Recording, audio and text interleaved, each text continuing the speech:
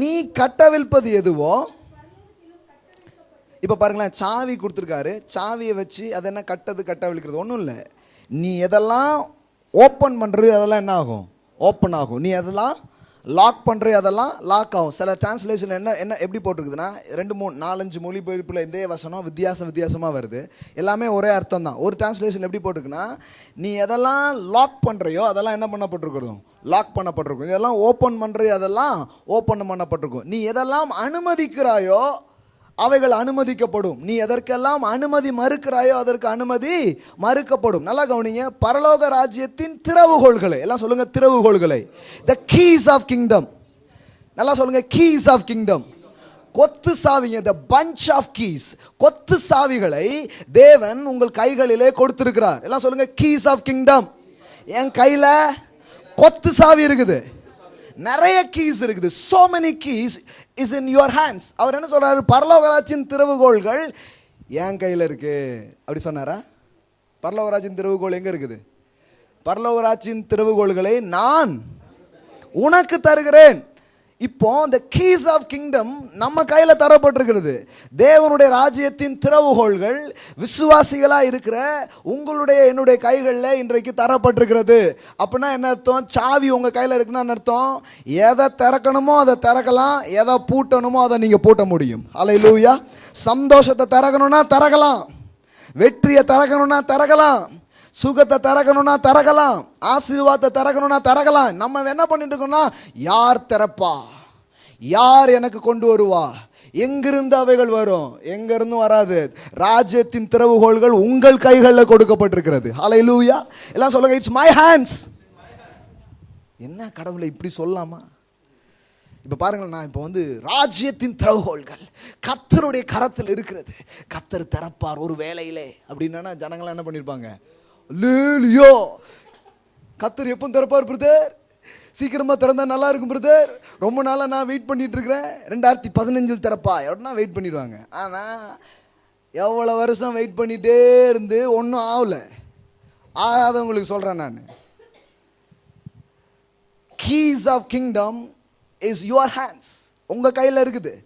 இப்போ நீங்கள் சில காரியங்களை தீர்மானிக்கணும், நீங்கள் சில காரியங்களை முடிவு பண்ணணும், நீங்கள் தான் ஓப்பன் பண்ணணும். எல்லாம் சொல்லுங்கள், ஓப்பன் இட்.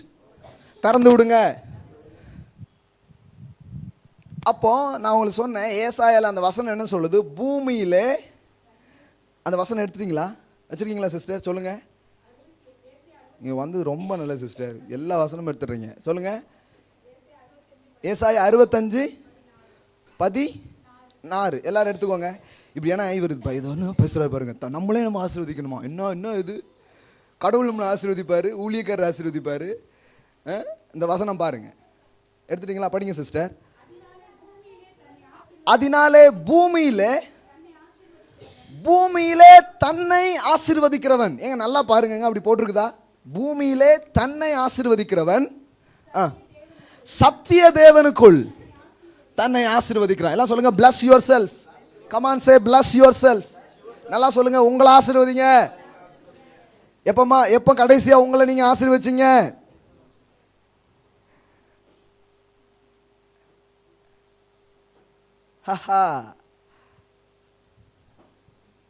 என் வைஃப் தெரியும் டெய்லி கண்ணாடி முன்னாடின்னு என்ன பண்ணிட்டு இருக்கேன்ட்டு. Oh, you are a God's beloved. You are a mighty man of warrior. You are the blessed man. ஆண்டவருக்கு நீ ரொம்ப பிடிக்கும்டா. இன்னைக்கு பாரு, நீ செய்கிறதெல்லாம் கலக்க போகுது அப்படின்ட்டு. பவுடர் போடும்போது, தலை சீவும் போது இதுதான் வேலை. I bless myself every day. எல்லாம் சொல்லுங்க, bless yourself every day. பத்தியாங்க, நம்ம இவ்வளோ நாள் என்ன கேட்டோம்? யாரோ ஒருத்தர் தலையில் ஆசீர்வதிக்கணும், கர்த்தர் நம்மை ஆசீர்வதிப்பார். நான் என்ன சொல்லிட்டேன்னா, கர்த்தர் உங்களை ஆசீர்வதிச்சிட்டாருங்க. Is already God blessed.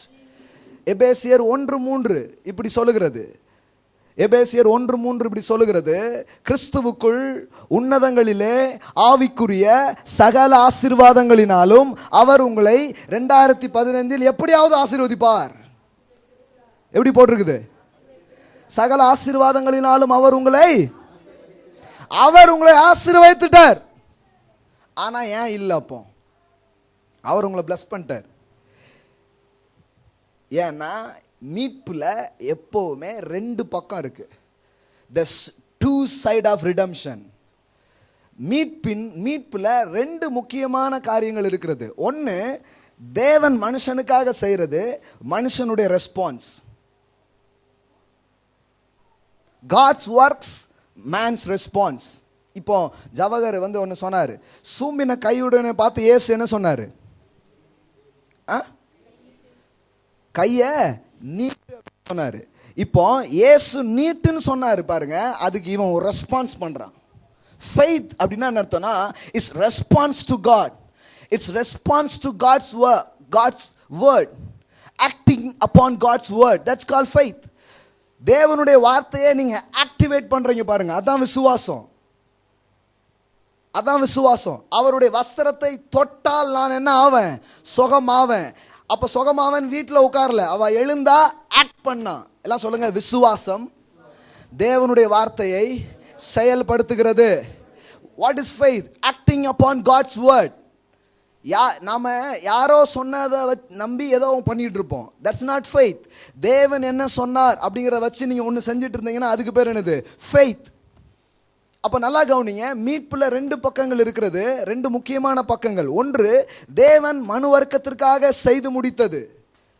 அது எவ்வளவு செஞ்சிருக்கிறார், அது எவ்வளவு உண்டாயிருக்குது, எக்கச்சக்கம். கடந்த 5 வாரமா அதான் நான் உங்களுக்கு பேசினேன். கிருபை எவ்வளவு கொடுத்திருக்கிறது, கிருபை என்னவெல்லாம் நமக்கு தந்திருக்கிறது, கிருபைக்குள்ள என்னெல்லாம் இருக்குது, எல்லா பிளஸ்ஸிங்ஸும் கிருபையா நமக்கு என்ன பண்ணப்பட்டிருக்கிறது? வைக்கப்பட்டிருக்கிறது. சுகம், வெற்றி, செழிப்பு, ஆரோக்கியம், நிம்மதி, விடுதலை எல்லாமே இப்ப என்ன பண்ணப்பட்டிருக்கிறது? வைக்கப்பட்டிருக்கிறது. ஆனா எப்படி இதை நான் பெற்று அனுபவிப்பேன்? எப்படி இதை நான் எடுத்து புசிக்க முடியும்? எப்படி இதை நான் தொட முடியும்? எப்படி இதை நான் சொந்தமாக்கிக்க முடியும்? ஏன்னா ரெண்டு முக்கியமா இருக்குது. எபேசியர் 2ஆம் அதிகாரம், எபேசியர் 2 கிருபையினாலே வசனம் எத்தனை? 2:8 படிங்க பார்க்கலாம். கிருபையினாலே விசுவாசத்தை கொண்டு, நல்லா கவனிங்க, கிருபையினாலே அங்க ரெண்டு விஷயம் இருக்குது. கிருபை, விசுவாசம். கிருபைன்னா என்ன இருக்குன்னா, அன்லிமிட்டடா கொடுத்துருக்குது, லிமிட்லெஸ்ஸா கிருபை உங்களுக்கு வச்சிருக்கு. மனுஷன் அந்த கிருபைக்கு எவ்வளவு ரெஸ்பான்ஸ் பண்ண ஆரம்பிக்கிறானோ அவ்வளவு அது அவன் வாழ்க்கையில என்ன பண்ண ஆரம்பிக்கும்? பலிதமாக ஆரம்பிக்கும். இப்ப பாருங்களேன், எல்லா வீடு ஃபுல்லா பொருளை நினைச்சு வச்சுட்டு சாவியை உங்க கையில கொடுத்துருக்காரு. What to you want? Healing, anointing, prosperity, success, favour, எது வேணுமாலும் ஓப்பன் இட். நீ திறக்கலாம். நீ திறந்தா அது என்ன பண்ண ஆரம்பிக்கும்? வர ஆரம்பிக்கும். எல்லாம் சொல்லுங்க, தேவனுடைய ராஜ்யத்தின் திறவுகோள்கள் என் கைகள் தரப்பட்டிருக்கிறது. அப்போ எபேசியர் 1:3 நான் உங்களுக்கு காமிச்சேன். எபேசியர் 1:3 என்ன போட்டிருக்குது? சகல ஆசீர்வாதத்தினாலும் அவர் உங்களை வதிச்சிட்டாரு. ஆனா இப்போ பிரசன்ட் ஸ்டேஜில் எவ்வளோ தூரம் பிளெஸ்ஸிங்ஸ் இருக்கு? இப்போ உங்க லைஃப்ல கரண்ட் சிச்சுவேஷன்ஸ்ல எவ்வளோ பிளெஸ்ஸிங்ஸை பார்க்குறோம்? ஏதோ கொஞ்சம் பார்த்துருக்கோம், நிறைய பார்க்கல. கிறிஸ்தவங்க நிறைய பார்க்கலன்னு எனக்கு நல்லா தெரியும். ஏன்னா எல்லா பெரிய பெரிய விஷயங்களும் வேற யார் கையில் தானே இருக்கு, அதுல இருந்தே தெரியுது. ஏன்? தேவன் ஆசீர்வதிச்சிட்டார். ஆனா இங்க ஏசாயால நம்ம என்ன படிச்சோம்? பூமியிலே தன்னை ஆசீர்வதிக்கிறவன் சத்திய தேவனுக்குள் தன்னை. அப்ப பாருங்க, மீட்புல ரெண்டு பக்கம், ஒன்னு கிரேஸ், இன்னொன்னு ஃபெய்த்.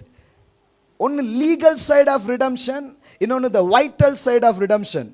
த லீகல் சைடு, அதாவது மீட்புக்காக தேவன் என்ன செய்யணுமோ அதெல்லாம் செஞ்சு முடிச்சிட்டாரு. எல்லா மனுஷனும் ரட்சிக்கப்பட, எல்லா மனுஷனும் சுகமடைய, எல்லா மனிதனும் ஆசீர்வாதமா இருக்க, எல்லா மனிதனும் வளமா இருக்க தேவன் தன் குமாரனை கொண்டு என்னவெல்லாம் செய்யணுமோ அது அத்தனையும் அவர் செஞ்சு முடிச்சிட்டாரு. எல்லாம் சொல்லுங்க, it is finished. Come on, say it is finished. எல்லாம் சொல்லுங்க, எல்லாம் முடிஞ்சிருக்கு. It's done. இயேசு சொன்னார், it is done. எல்லாம் முடிந்தது. எல்லாம் முடிஞ்சுன்னா என்ன? மீட்பின் காரியங்கள் எல்லாத்தையும் நான் செஞ்சு முடிச்சிட்டேன். மீட்பதற்காக அனுப்பினார், மீட்பதற்கு எல்லாத்தையும் நான் பண்ணி முடிச்சிட்டேன். இதான் கிரேஸ். இதான் the legal side of redemption. The vital side of redemption எது? இப்போ அவர் ஆசீர்வதிச்சிட்டாருன்னு இந்த வசனம் சொல்லுது. ஆனால் ஏசாயால பூமியிலே தன்னை ஆசீர்வதிக்குன்னு போட்டிருக்கு. அப்போ தேவன் ஒன்று உங்களுக்கு செஞ்சுருக்கிறாரு, ஒரு வேலையை பண்ணிட்டார். இப்போ நீங்கள் விசுவாசத்தில் தேவன் சொன்னதை நீங்கள் எடுக்கிறீங்க. ஹல்லேலூயா. எல்லாம் சொல்லுங்கள், கிருபை கொடுக்கு விசுவாசம் எடுத்துக்குது. அப்போ நிறைய அவர் வச்சிருக்கிறாரு. இப்போ நீங்கள் காசே இல்லை, ஒன்றுமே இல்லை, பற்றாக்குறை, ஒன்றும் ரொம்ப நல்லாவே போகல, ஞானமே இல்லை, பல குறைவுகள் உங்கள் லைஃப்பில் இருக்குது. ஆனால் கர்த்தருடைய வார்த்தையின் அடிப்படையில் நீங்கள் என்ன பண்ணப்பட்டிருக்கிறீங்க? ஆசீர்வதிக்கப்பட்டிருக்கிறீங்க. நீங்கள் ஐஸ்வர்யவான்களா ஆக்கப்பட்டிருக்கிறீங்க. 2 கொரிந்தியர் 8:9 நீங்கள் யாராக இருக்கிறீர்கள்? ஐஸ்வர்யவான்களாய் இருக்கிறீர்கள். எல்லாம் சொல்லுங்க, நான் ஐஸ்வர்யவான். ஆனால் இப்போ இது எப்படி ஆக்டிவேஷன் ஆகுது? விசுவாசத்தில் தான் ஆக்டிவேஷன் ஆகுது. அதனால தான் வேதம் சொல்லுகிறது, விசுவாசம் இல்லாமல் தேவனுக்கு பிரியமா இருப்பது கூடாத காரியம். ஆமென். தேவனை எது பிரியப்படுத்துது? faith pleases God. விசுவாசம் தேவனை பிரியப்படுத்துகிறது. பைபிள்ல எங்கேயும் உபவாசம் அவரை பிரியப்படுத்துது, வேற ஏதோ அவரை பிரியப்படுத்துது, கண்ணீர் பிரியப்படுத்துது, ஓ என்னெல்லாமோ அது பிரியப்படுத்துன்னு போடல. வேதம் ரொம்ப தெளிவா சொல்லுது, தேவன் எதுல ரொம்ப பிரியப்படுறாரு? விசுவாசம் இல்லாமல். தேவனை நிறைய விஷயம் பிரியப்படுத்துது, ஆனா எது இல்லாமல் தேவன் பிரியமாகிறது இல்லை? விசுவாசம் இல்லாமல் தேவனுக்கு பிரியமா இருப்பது கூடாத காரியம். அப்படின்னா என்ன அர்த்தம்னா, தேவன் செஞ்சிருக்கிறாருன்னு அதை ஏத்துக்கிறதுக்கு பேர் தான் விசுவாசமா இருக்கிறது. ஹல்லேலூயா. அப்போ விசுவாசம் என்ன பண்ணுது? தேவன் என்ன செஞ்சிருக்கிறாரோ அது மேல கண்ணை வைக்கி, அதை அந்த செஞ்ச செயலை எடுத்து வாயில வைக்கி, பார்க்கறது கேட்கறது இதெல்லாம் எப்படி இருந்தாலும் தேவன் என்ன சொல்லியிருக்கிறாரோ அதையே விசுவாசிக்கிற மனுஷன் பேச ஆரம்பிக்கிறான். பூமியிலே தன்னை ஆசீர்வதிக்கிறான். என்ன எப்படி பண்றாய்? அப்போ கர்த்தர் இதெல்லாம், இந்த ஆசீர்வாதத்தெல்லாம் எனக்கு சொல்லிட்டார். நான் நேற்றுக்கு செமினாரில் சொன்னேன், வாட் இஸ் பிளெஸ்ஸிங்ஸ் அப்படின்ட்டு. 2 முக்கியமான விஷயம் சொன்னேன். நல்லா கவனிங்க. பிளெஸ்ஸிங்ஸ் அப்படின்னா 2. 1, த எம்பவர்மெண்ட் ஆஃப் காட். தேவன் உங்களை வல்லமைப்படுத்துகிறார். அதுக்கு தான் என்னது? ஆசீர்வாதம். உபாகமம் 8:18 படி ஆசீர்வாதம் அப்படின்னா என்ன அர்த்தம்? The empowerment of God. தேவன் உங்களை என்ன பண்றாரு? வல்லமைப்படுத்துகிறார். 2வது பிளஸ்ஸிங்ஸ்னா என்ன? டிக்ஷனரியில் போய் பிளஸ்ஸிங் அப்படிங்கிற வார்த்தைக்கு அர்த்தம் பாருங்க, என்ன போட்டிருக்குது. சும்மா வேற ஏதோ டிக்ஷனரி சொல்ல, காமனான டிக்ஷனரி எடுத்து பாருங்க. பிளஸ்ஸிங் அப்படிங்கிற வார்த்தைக்கு அர்த்தம் பாருங்கன்னா அதில் என்ன போட்டுருக்குதுன்னா, பிளஸ்ஸிங்னா என்ன? ஒன்றை குறித்து நல்லதாக ஒன்று சொல்லுதல். எல்லாம் சொல்லுங்க, ஆசீர்வாதம் என்றால் ஒன்றை பற்றி நல்லதாக சொல்லுதல். ஆசீர்வாதம் கூறுங்க, ஆசீர்வாதம் சொல்லுங்கன்னா என்ன? மண்டையில் போய் சிலுவை போட்டு போறதில்லை. ஆசீர்வாதம் சொல்றதுன்னா என்னது? வாயை திறந்து ஒன்ன சொல்றது, அதான் பிளஸ்ஸிங். பிளஸ் பண்ணுங்கன்னா நம்ம ஆட்கள் போய் எங்க பிளஸ் பண்ணுங்க, ஏன்னா நமக்கு பிளஸ் பண்றதுனால என்னன்னு தெரியல. பிளஸ் பண்றதுனா வாயை திறந்து என்ன பண்றது? சொல்லுது. வாயை திறந்து சொல்றதுக்கு பேர் தான் என்னது? ஆசீர்வாதம். தேவன் மனிதர்கள் மேல கையை வச்சு சொன்னார், தேவன் அவர்களை ஆசீர்வதித்தார். என்னென்ன ஆசீர்வதித்தார்? பலிகி பெருகி இந்த பூமியை நிரப்பி இதை ஆண்டு கொள்ளுங்கள், கீழ்ப்படுத்துங்கள் என்று சொல்லி, எல்லாம் சொல்லுங்க, சொல்லி ஆசீர்வதித்தார். ஆசீர்வாதம்னா ஏதோ ஒன்ன சொல்றது. புரியுதா புரியலையா? பிளஸ்ஸிங் பிளஸ்ஸிங் கூடாது. பிளஸ்ஸிங்னா என்ன? தேவன் ஒன்ன சொல்றது. தேவன் சொல்லிட்டார். எல்லாம் சொல்லுங்க, அவர் சொல்லிட்டார். அவர் இப்ப தேவன் உங்களை ஆசீர்வதிச்சிட்டார்னா என்ன அர்த்தம்? தேவன் உங்களை குறித்து நல்வார்த்தைகளை பேசிவிட்டார். You are already blessed in Christ அப்படின்னு படிச்சோமே. அப்படின்னா என்ன அர்த்தம்? தேவன் என் குடும்பத்தை குறித்து, என் பிள்ளைகளை குறித்து, என் சரீர சுகத்தை குறித்து, என் தொழில் எப்படி இருக்கும், சமூக வாழ்வு எப்படி இருக்கும், இதை எல்லாத்தை பற்றியும் அவர் சில நல் வார்த்தைகளை என்ன பண்ணிட்டாரு? கூறிவிட்டார். எல்லாம் சொல்லுங்க, அவர் சொல்லிவிட்டார். அப்ப ஆசீர்வதிச்சிட்டார்னா என்ன அர்த்தம்? தேவன் கூறிவிட்டார் அப்படின்னு அர்த்தம். தேவன் உங்க பேர்ல ஆசீர்வாதத்தை என்ன பண்ணிருக்காரு? பேசிவிட்டார். எல்லாம் சொல்லுங்க, பேசி இருக்கிறாரு. அதுதான் இந்த வாக்குத்தத்தங்கள். வாக்குத்தத்தங்கள்லாம் படிக்கிறீங்களா? இது என்னது? தேவன் உங்களை குறித்து பேசின நல் வார்த்தைகள். கூறிவிட்டார், சொல்லிவிட்டார். ஆனா அவர் சொன்னா மட்டும் பத்தாது. எல்லாம் சொல்லுங்க, அவர் சொன்னா போதாது. அதான் இப்போ இம்பார்ட்டன்ட். தேவன் சொன்னா பத்தாது. சில என்னங்க இப்படி சொல்றீங்க? தேவன் சொன்னா போதாதா? போதாதே, போதாதே. அதனால தான் நம்ம புரிஞ்சுக்கணும், மீட்பில் 2 பக்கங்கள் இருக்கு. காமிக்கிறேன் பாருங்க. இந்த வசனம் நான் நிறைய வார்த்தை உபயோகப்படுத்தியிருக்கிறேன், ஆனால் இது ரொம்ப பெஸ்ட் எக்ஸாம்பிள் பாருங்க. எபிரேயருக்கு எழுதின நிருபம்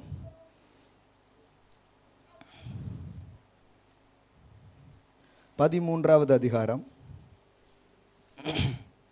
எபிரேயர் 13:5 பாருங்க.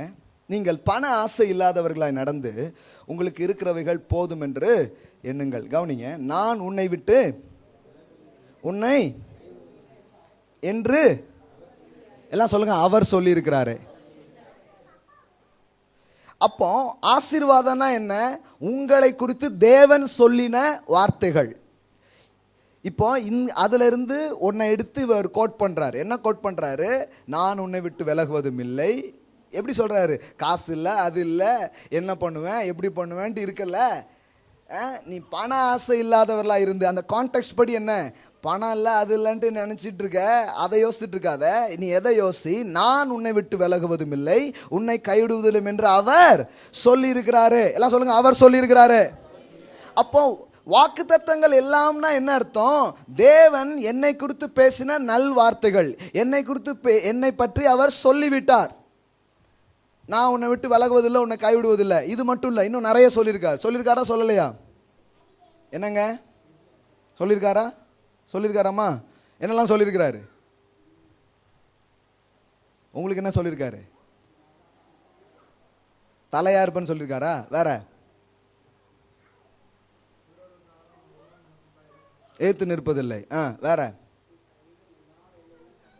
கையிடும் எல்லா வேலையிலையும் ஆசீர்வாதம் சொல்லிட்டாரா? சொல்லிட்டாரா? அவரு சொல்லிட்டாரு. வேற ஏங்க, இன்னைக்கு நம்ம சொல்ற எல்லா ரெக்வஸ்ட்டுக்கும் அவர் ஏற்கனவே சொல்லிட்டார், எல்லாத்தையும் பேசிட்டார். இனி புதுசாக அவர் என்ன பண்ண போறது இல்லை, பேச வேண்டியது இல்லை. எல்லாம் சொல்லியாச்சு, எல்லாம் பேசியாச்சு. இப்போ அந்த பேசினதை எப்படி சூழ்நிலையில் எடுத்து அப்ளை பண்றதுன்னு பவுல் சொல்லி கொடுக்குறார். நல்லா பாருங்க.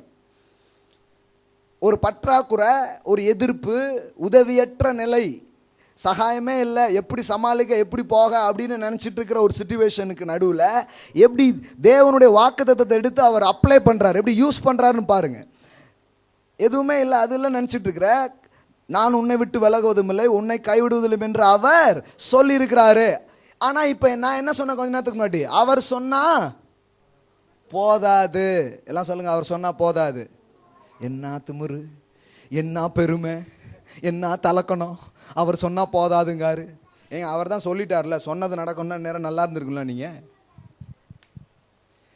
அவர் சொல்லிட்டாரா? நிறைய ஆசீர்வாதம் சொல்லிட்டார்ல, அப்போ ஏன் ஆசீர்வாதம் இல்லை? ஏன்னா அவர் சொன்னா போதாது. எல்லாம் சொல்லுங்க, அவர் சொன்னா போதாது. தைரியமா சொல்லுங்க, ஆண்டவர் ஒன்றும் கோச்சிக்க மாட்டார்.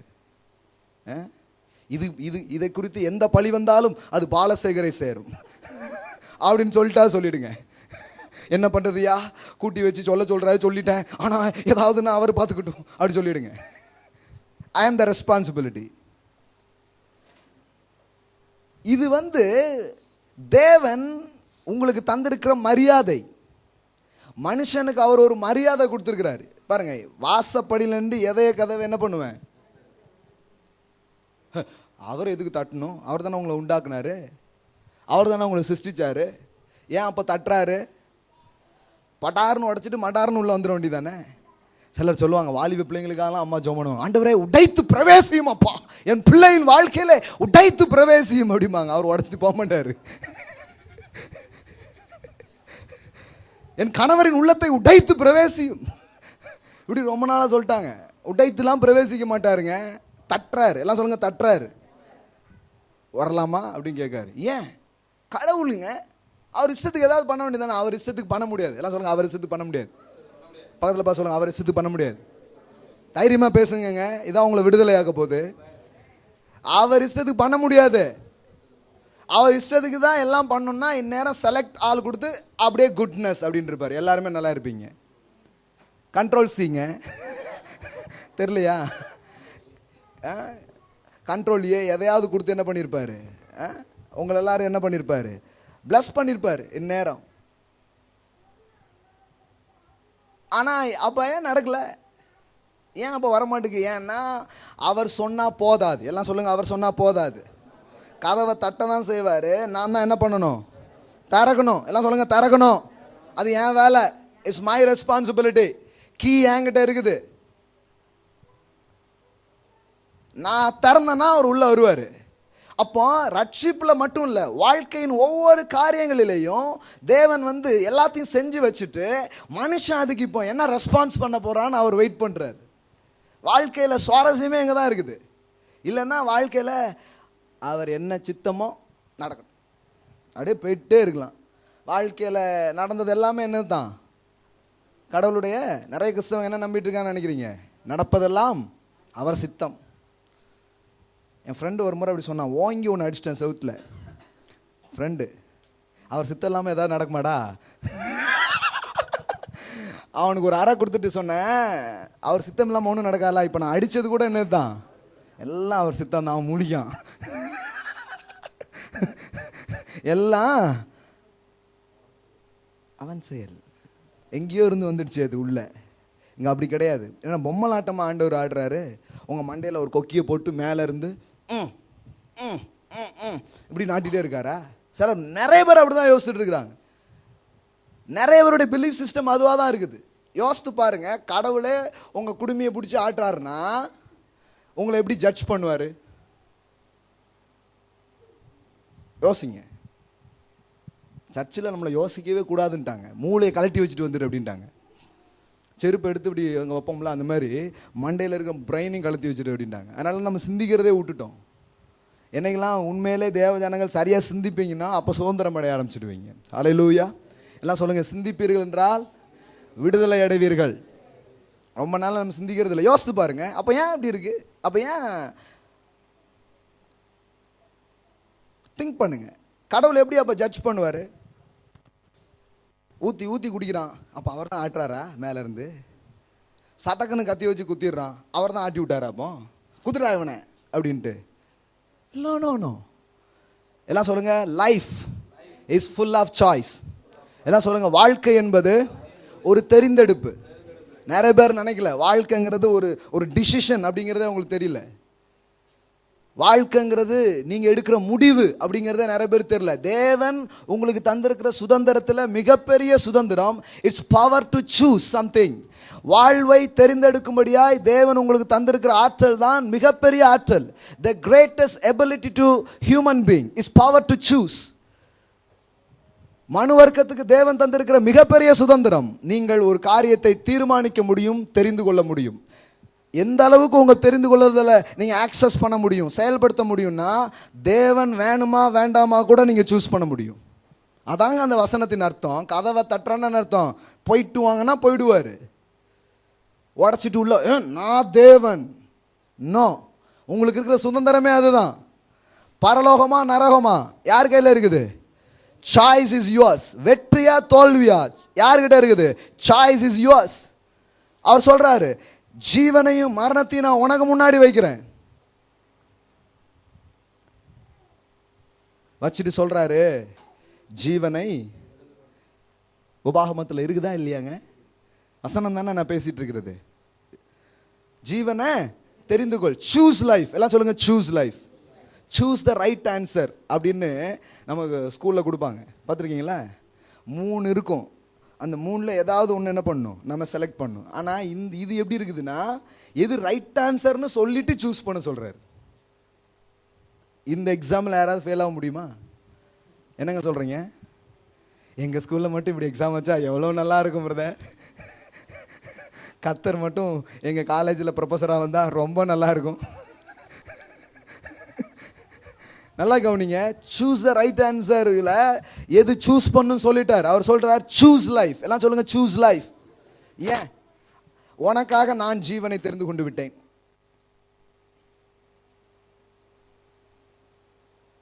உங்களுக்காக தேவன் தெரிந்து கொள்ள முடியாது. எல்லாம் சொல்லுங்க, எனக்காக அவர் தெரிந்து கொள்ள முடியாது.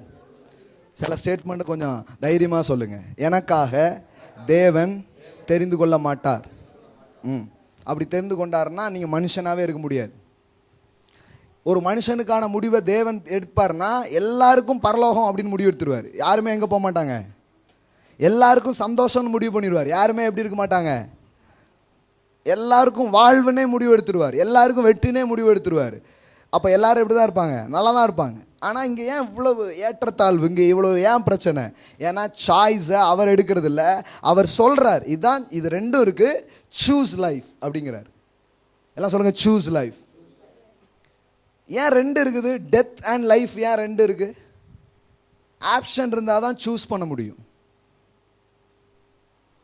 புரியுதா புரியலையா? இப்போ நான் வந்து சொல்கிறேன், பிரதர் சூஸ் பண்ணுங்க, சூஸ் பண்ணுங்க பிரதர், சூஸ் பண்ணுங்க. இப்படி சொன்னால் சூஸ் பண்ண முடியுமா? ஏன்டா ஒரு பையன் கேட்டான், அது எதுக்கு 2 மரம், ஒரு மரம் வச்சிருக்க வேண்டியதானே ஏதேன்ல? ஜீவ விருட்சம் மட்டும் வச்சிருந்தான்னா பிரச்சனையே இல்லை. அது என்ன நன்மை தீமை அறியத்தக்க விருட்சம், அதை அந்த அறிவை தர்ற விருட்சம், அது எதுக்கு வச்சிருக்கிறாரு? அப்போ நான் அவன்கிட்ட இதான் சொன்னேன், தொடு அப்படின்னு. என்ன தொட, இப்படி வச்சாதான் என்ன பண்ண முடியும்?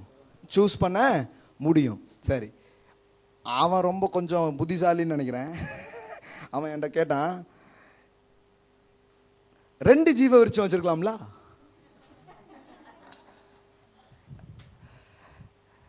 ரெண்டு ஜீவம் விருட்சம் வச்சிருக்கலாம்ல? இல்லை, சூஸ் பண்ண. நான் சொன்னேன், 2 ஒரே குவாலிட்டி இல்லைன்னா எப்படி சூஸ் பண்ண முடியும்? இந்த இதுலேயும் தண்ணி இதுலேயும் தண்ணி, எப்படி நீங்கள் இப்போ தெரிந்து கொள்ளலாம்? அங்கே அது ஆக்சஸுக்கான வழியே கிடையாது. அப்போ 2 இருக்குது. நன்மை தீமை அறிவுனா வேற ஒன்றும் இல்லை, தேவன் இல்லாமல் நானே வாழ போகிறேன். ஜீவன்னா என்ன? அவரை உடைய உதவியோடு நான் வாழ போகிறேன். அதுதான் விஷயம், வேற ஒன்றுமே கிடையாது. ஹல்லேலூயா. I need God. அவரை நான் என் ஜீவனாக கொண்டு ஆதாரமாக கொண்டு நான் வாழ போகிறேன். இல்லைன்னா எனக்கு தெரியாத புத்திசாலித்தனத்தில் போய் நான் வாழ போகிறேன். அது ரெண்டுமே நான் என்ன பண்ணலாம்? தெரிந்து கொள்ளலாம். எல்லாம் சொல்லுங்க, தேவன் எனக்கு தந்திருக்கும் மிகப்பெரிய ஆற்றல் முடிவெடுக்கும் ஆற்றல். ஆனால் நான் அதை செய்யவே இல்லை.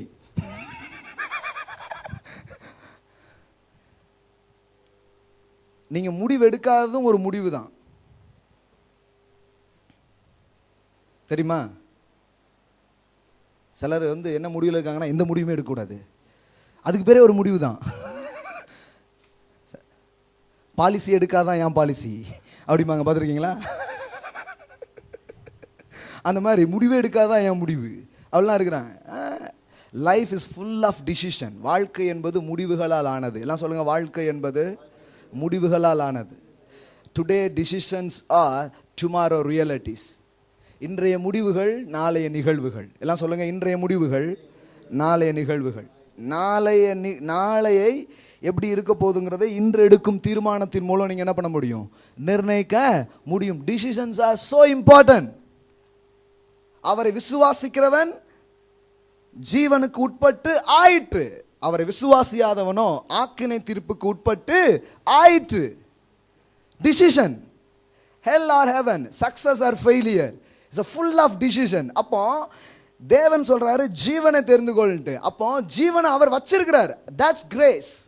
ஆனா நீங்க ரெஸ்பான்ஸ் பண்றீங்க பாருங்க, அதான் faith. Grace is God's will, faith is your will. எல்லாம் சொல்லுங்க, கிருபை என்பது தேவனுடைய விருப்பம், விசுவாசம் என்பது என்னுடைய விருப்பம். இப்போ என்ன பிரச்சனை? அவர் தரலன்ட்டு ரொம்ப கிறிஸ்தவங்க கம்ப்ளைண்ட் பண்ணிட்டு இருக்காங்க. சொந்த குமாரனே கொடுத்தார். காலைல தான் பேசிட்டு இருந்தேன், த ரிச்னஸ் ஆஃப் கிரைஸ்ட் பற்றி காலையில் பேசினேன். கிறிஸ்துவுக்குள் எவ்வளவு ஐஸ்வர்யங்கள் இருக்கிறது அப்படிங்கிறத நீ காலையில் வர்ஷிப்பில் பேசிட்டு இருந்தேன். த ரிச்னஸ் ஆஃப் கிரைஸ்ட். ஏன்னா நிறைய பேர் இயேசு தானே கொடுத்தாருங்க, இயேசுக்குள்ளே எவ்வளோ இருக்குன்னு தெரில. தெரிஞ்சதுன்னா வேற மாதிரி யோசிக்க ஆரம்பிச்சிடுவோம். நல்லா கவனிங்க, இந்த அந்த 13க்குள்ள நிற்கிறீங்களா? அவர் சொல்லி இருக்கிறாரு. இப்போ இங்கே வர்றேன், இவ்வளோ சொல்கிறேன் ஏன்னா நிறைய ப்ராமிஸ் இருக்கு, அதை எப்படி எடுத்து அப்ளை பண்ணுறது அப்படின்னு சொல்கிறாரு. அவர் சொல்லியிருக்கிறாரு. எல்லாம் சொல்லுங்கள், அவர் சொல்லியிருக்கிறாரு. சரி, அவர் சொன்னால் போதும்னா பவுல் இப்படி சொல்லியிருந்திருக்கவே மாட்டார். இப்போ பாருங்க, அதனாலே, எல்லாம் சொல்லுங்கள், அதனாலே நாம் தைரியம் கொண்டு. எதினாலே? தேவன் ஆசீர்வாதங்களை என் பேரிலே பேசி இருக்கிறார், ஆகையால் நான் பயப்பட வேண்டியதில்லை. நான் என்ன பண்றேன்? தைரியம் கொண்டு. எல்லாம் சொல்லுங்க, தைரியம் கொண்டு. ஜஸ்ட் ஸ்பீக் இட், தைரியம் கொண்டு. பாருங்க, கர்த்தர் எனக்கு சகாயர். எல்லாம் சொல்லுங்க, கர்த்தர் எனக்கு சகாயர். எல்லாம் சொல்லுங்க, தேவன் எனக்கு உதவியாளர். கர்த்தர் எனக்கு உதவுகிறார். அவரே என் உதவியின் கண்மலை, அவரே எனக்கு ஒத்தாசை வரும் பர்வதம். பவுல் சொல்றார் பாருங்க, கர்த்தர் எனக்கு சகாயர், கர்த்தர் எனக்கு சகாயர், நான் பயப்படேன். மனுஷன் எனக்கு என்ன செய்வான் என்று, that's the important things. சொல்லலாமே. எல்லாம் சொல்லுங்க, சொல்லலாமே. முதல்ல என்ன சொன்னாரு? சொல்லி இருக்கிறாரு. எல்லாம் சொல்லுங்க, சொல்லி இருக்கிறாரு. சொல்லி இருக்கிறதுனா என்ன? ஆசீர்வதிச்சிட்டாருன்னா என்ன? உங்களை குறித்து நல்வார்த்தையை அவர் என்ன பண்ணிட்டாரு? சொல்லிட்டாரு. இப்போ நீங்க என்ன பண்ணணும்னா அவர் சொன்னதை நீங்க சொல்லணும். கிரீக்ல கன்ஃபெஷன் அப்படிங்கிறதுக்கு கிரேக்கில் எப்படி போட்டிருக்குன்னா ஹோமலோகியோ. ஹோமலோகியோ அப்படிங்கிற வார்த்தை. ஹோமலோகியோன்னா என்ன அர்த்தம்னா சொன்னதை அப்படியே சொல்றது, அதான் கன்ஃபெஷன். அறிக்கைன்னா என்ன? ஒருத்தர் சொன்னதை அப்படியே சொல்றதா என்னது? ஹோமலோகியோ. அப்போ தேவன் என்ன பேசி இருக்கிறார், என்ன சொல்லி இருக்கிறார், அதான் ஆசீர்வாதம். ஆசீர்வதிச்சிட்டாருன்னா எங்கேயும் ஆசீர்வாதம், காசு இல்லை, பணம் இல்லை, ஒன்றுமே இல்லை. நல்வார்த்தையை பேசிவிட்டார். இப்போ பேசின நல்வார்த்தையை எடுத்து நான் பேசுவேன் என்றால் அதை கேஷ் பண்ண முடியும். அல்லேலூயா. எல்லாம் சொல்லுங்க, அவர் சொல்லி இருக்கிறார். இதாங்க கீ. ராஜ்யத்தின் திறவுகோள்கள் உங்க கைகளில் இப்போ தரப்பட்டிருக்கிறது. என்ன வேணுமோ அதை நீங்கள் திறக்க முடியும், என்ன வேணுமோ அதை நீங்கள் ஓப்பன் பண்ண முடியும். அவருடைய தழும்புகளால் நீங்கள் சுகம். ஆனால் நான் இப்போ என்ன பேசிக்கிட்டு இருக்கிறேன் உட்காந்து? 40 வந்தா அதெல்லாம் வந்துருங்காங்களே, 40 வயசில் அதெல்லாம் வந்துருன்னு சொல்கிறாங்க. என்ன பிரதர், என்ன நினைக்கிறீங்க? நம்மக்கிட்ட வேற ஒப்பீனியனுக்கு கேட்குறது. நான் என்ன நினைக்கிறேன்னா, வயசானா கூட புஷ்டியான மரத்தை போல இருப்போன்னு சொல்லியிருக்குன்னு நினைக்கிறேன். கழுகுக்கு சமானமாக என் வயது வாழ வயதை போல திரும்புன்னு அவர் சொல்லியிருக்கிறாருன்னு நினைக்கிறேன்.